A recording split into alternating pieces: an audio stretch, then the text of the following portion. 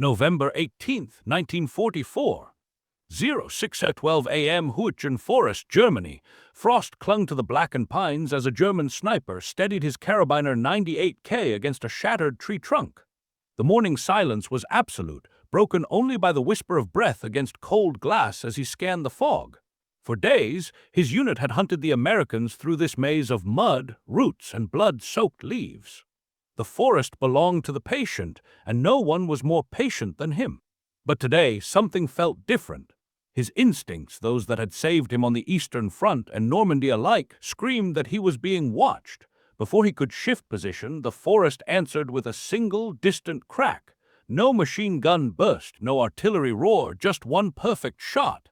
The German's head snapped back, his scope falling uselessly into the snow. His comrades searched for hours but never found where the shot had come from. That was the moment the myth of German sniper supremacy began to crumble. Across Europe, German marksmen who once ruled the battlefield were meeting the same fate, taken out by invisible sharpshooters using a weapon they didn't even know existed. The Americans had quietly unleashed a rifle that could challenge Germany's best, the M1903A4 Springfield. It wasn't born from innovation, but from desperation. Early in the war, U.S. forces lagged behind. The Wehrmacht had experienced snipers, refined optics, and a lethal doctrine built on patience and precision. The Americans had none of that until they took their dependable M1903 bolt-action rifle and transformed it into a weapon of surgical lethality. The result was the M1903A4, a stripped, hand-picked, perfectly balanced rifle fitted with a Weaver M73B1 scope and chambered in .306 Springfield. Simple, rugged, and terrifyingly accurate. To the Germans, it was a ghost rifle. Its operator struck from unseen positions, firing just once before fading back into the mist. A shot that came without warning, a death without sound. German intelligence dismissed the early reports as exaggeration. No American rifleman, they said, could outshoot a trained Scharfschütze. But as the Allied push continued, something undeniable emerged. The hunters had become the hunted. The M1903A4 wasn't just a rifle, it was the equalizer. And for the first time, German snipers were realizing that perfection alone wasn't enough to survive. By late 1944, the forests of Western Europe had become killing grounds for snipers. Among the twisted trees and fog-choked ridges, duels were fought in silence, hunter against hunter. The German Sniper Corps, veterans hardened by years of brutal campaigns, believed they still ruled these engagements. Their Mauser 98K rifles, fitted with Zeiss or Ajax scopes, were instruments of surgical precision. A skilled marksman could strike a man's helmet at 600 meters, then melt back into the terrain without leaving a trace. For months, they had made the advancing Americans pay for every foot of ground. But what they didn't realize was that the U.S. Army had quietly rewritten the rules of the duel. The transformation began in American armories and training grounds far from the front. Springfield Armory, Remington, and the Ordnance Department had been tasked with crafting a rifle that could meet the Germans shot for shot. They chose the proven M1903 platform, reliable, accurate, and already familiar to generations of soldiers. The design was stripped of iron sights and fitted with a 2.5x Weaver M.B scope, its zero finally adjusted for 600 yards. The trigger pull was clean, crisp, deliberate. The result wasn't just a sniper's weapon, it was a craftsman's tool, tuned for absolute precision under battlefield stress. In the field, American snipers paired with observers, working as invisible teams. They studied wind, terrain, and human behavior. A glint of glass, the faintest reflection from a scope, even the movement of smoke could betray an enemy sniper's position. Once located, the M1903A4's .306 round, traveling at nearly 2,800 feet per second, did the rest. German snipers who once fired with confidence now found themselves pinned down by unseen adversaries, killed by a single patient shot. Reports from the front began to surface. Enemy sharpshooters neutralized by counter-sniper fire. In Hürtgen, Aachen, and Bastogne, American marksmen were quietly reshaping the battlefield's psychology. The German army had long relied on fear, the unseen sniper haunting every trench and tree line. Now that fear had turned inward. Each engagement carried a new sense of uncertainty. Every crack of a rifle meant the possibility that the Germans' greatest hunters were no longer alone in the forest. They were being watched, measured, and erased by the steady crosshairs of the M1903A4 Springfield. Before we move deeper into this story, a quick question for you: where are you watching from? Let me know your country in the comments. I'm always amazed by how far these stories travel. And if you enjoy learning about the weapons and tactics that changed history, make sure to subscribe and turn on notifications so you don't miss the next chapter. All right, back to the battlefield, and to the rifle that made even German snipers afraid to move. Winter settled over the Ardennes like a suffocating shroud. Snow clung to shattered pines, muffling sound, blurring movement, and turning battlefields into mazes of white and shadow. It was December 1944, the Battle of the Bulge, and in those frozen woods, the sniper's art reached its cruel perfection. German sharpshooters waited in ruined farmhouses and snowdrifts, their breath crystallizing inside their masks. They hunted tank commanders, medics, and runners, any target that moved. But across the lines, American marksmen armed with the M1903A4 were beginning to turn the tide of that hidden war. Each Springfield rifle was an exercise in restraint and engineering. Chambered in the .306 Springfield cartridge, it carried both range and stopping power unmatched by most German counterparts. Its effective reach stretched beyond 800 yards, and in the hands of a trained sniper, that distance was a death sentence. The M73B1 scope, though modest in magnification, offered a wide, clear field of view perfect for Europe's dense terrain. American shooters learned to read the wind through the drifting smoke of burning vehicles and calculate drop with instinctive precision. Every shot was deliberate, every movement rehearsed. U.S. Army sniper training schools, hastily expanded in 1943 and 1944, were now producing specialists with a single purpose: to hunt the hunters. They were taught camouflage with natural materials, concealment using terrain contours, and the art of patience that could stretch for hours. Each sniper operated not as a lone assassin, but as part of a larger system, feeding information to infantry, covering advances, and silencing the enemy's eyes. The Germans, long accustomed to psychological dominance through fear and precision, began to experience something new: vulnerability. Veteran snipers reported sudden deaths among their ranks with no visible threat, often after a single muffled shot from an unseen position.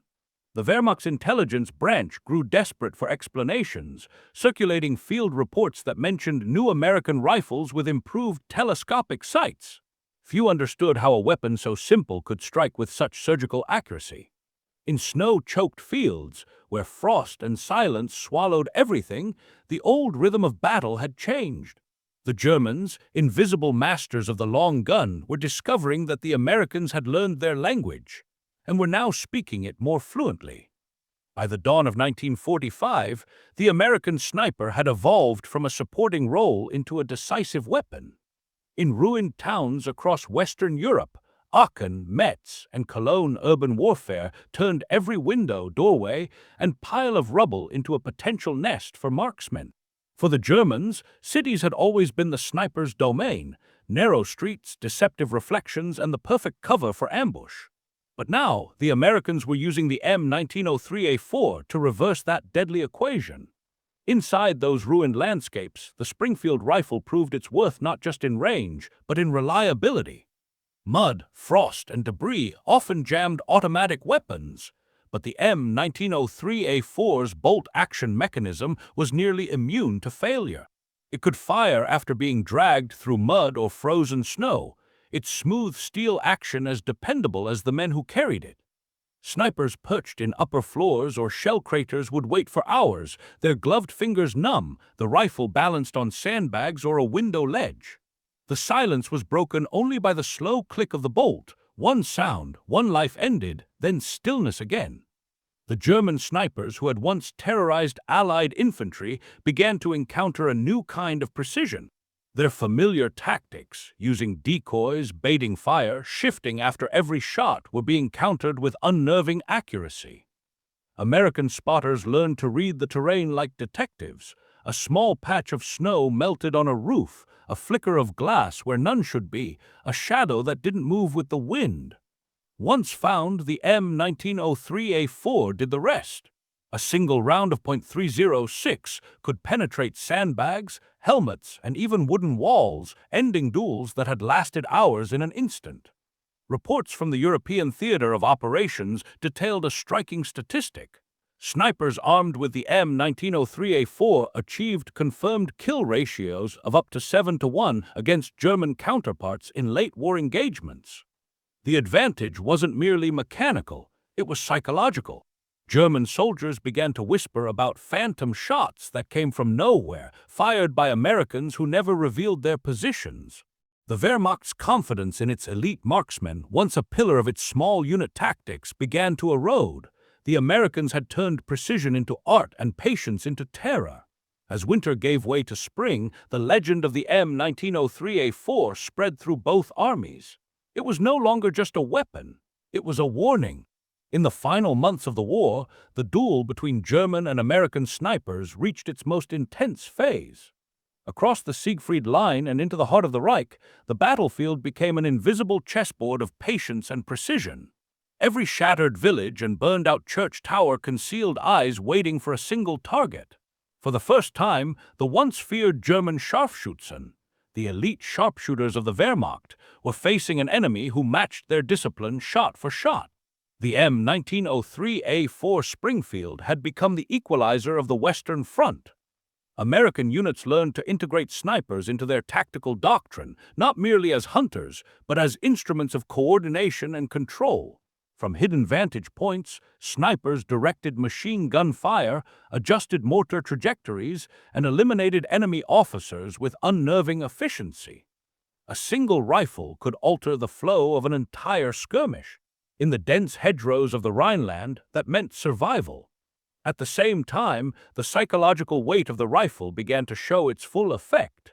German infantrymen, once accustomed to moving confidently through cover, now hesitated at open crossroads and shattered walls.